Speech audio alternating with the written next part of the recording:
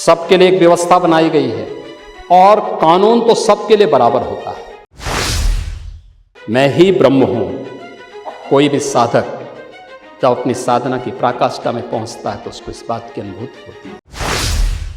जिस पीठ के लिए जो योग्य पात्र होगा उसका मंत्र, उसका भाष्य, आज की भाषा में आप कह सकते हैं थीसिस, वह विद्वत परिषद के द्वारा प्रूव की। हर व्यक्ति हर पीठ के आचार्य के रूप में जाकर के जहां तहां वातावरण खराब नहीं कर सकता।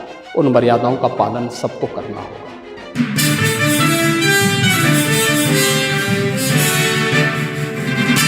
समाजवादी पार्टी बार बार एक झूठ को दोहराने का प्रयास करती है अनावश्यक रूप से, यानी जो मुद्दा नहीं था उसको जानबूझ करके मुद्दा बना करके और उसके माध्यम से जो चीजें प्रयास किया गया। मैं कहता हूं, क्या हर व्यक्ति अपने लिए मुख्यमंत्री बनकर के प्रदेश के अंदर घूम जाएगा? कोई भी मंत्री का बोर्ड लगा करके घूम जाएगा? कोई भी समाजवादी पार्टी का राष्ट्रीय अध्यक्ष बनकर के कोई घूम जाएगा? एक सिस्टम है, एक व्यवस्था है। भारत के सनातन धर्म की भी यही व्यवस्थाएं हैं। शंकराचार्य का पद भारत के सनातन धर्म में सर्वोच्च और सम्मानित पद माना जाता है, बहुत पवित्र माना जाता है। इस सदन की व्यवस्था आप देखते होंगे,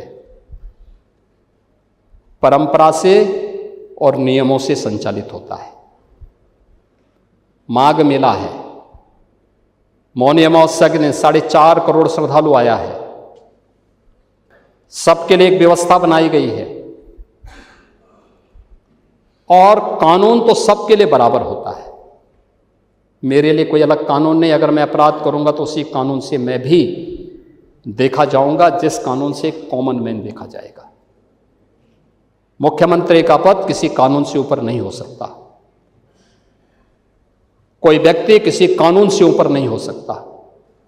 हम भारत के संवैधानिक व्यवस्था से जुड़े हुए लोग हैं और मेरा मानना है भारत के हर नागरिक को भारत के इस कानून को मानना चाहिए। भारत के अंदर शंकराचार्य की पवित्र परंपरा, जगत गुरु शंकराचार्य ने देश के अंदर 4 कोनों में 4 पीठों की स्थापना की। उत्तर में ज्योतिष पीठ की स्थापना, दक्षिण में श्रृंगेरी, पूरब में जगन्नाथपुरी, पश्चिम में द्वारिकापुरी। 4 पीठों के 4 वेद हैं, ऋग्वेद, यजुर्वेद, सामवेद और अथर्ववेद। इन सब के अपने मंत्र हैं।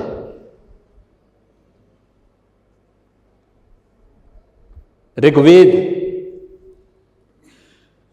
इसका मंत्र प्रज्ञानम ब्रह्म, ये प्रज्ञा ही ब्रह्म है,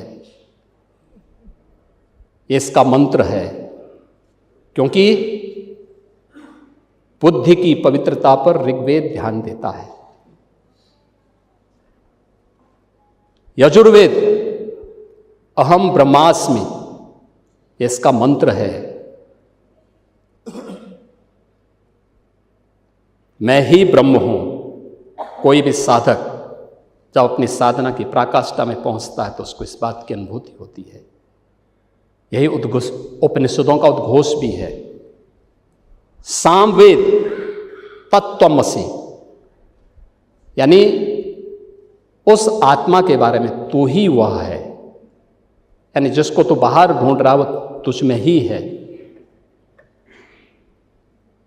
और अथर्ववेद अयात्मा ब्रह्म, ये आत्मा ही ब्रह्म है। ये 4 मंत्र हैं। आदि जगतगुरु शंकराचार्य ने अनिवार्य किया है, जिस पीठ के लिए जो योग्य पात्र होगा उसका मंत्र, उसका भाष्य, आज की भाषा में आप कह सकते हैं थीसिस, वह विद्वत परिषद के द्वारा प्रूव की हुई, उसके द्वारा और फिर उस परंपरा के द्वारा उसको मान्य किया गया।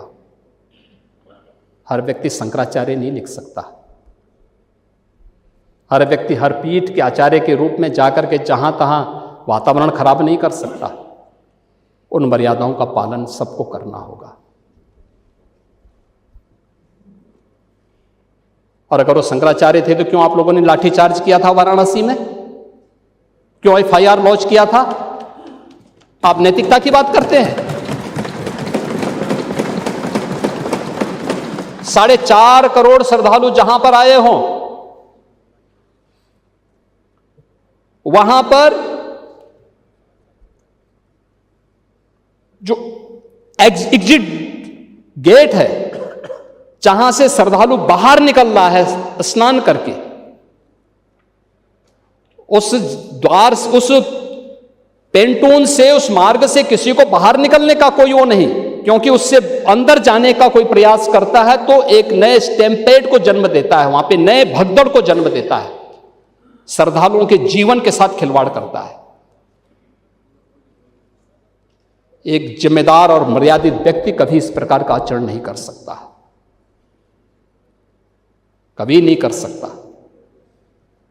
आपको पूछना है, सपा के लोग पूछें, लेकिन हम लोग मर्यादित लोग हैं, कानून का शासन पर विश्वास करते हैं, कानून का शासन पालन करना भी जानते हैं, पालन करवाना भी जानते हैं, दोनों चीजों को एक साथ लागू करवाना जानते हैं।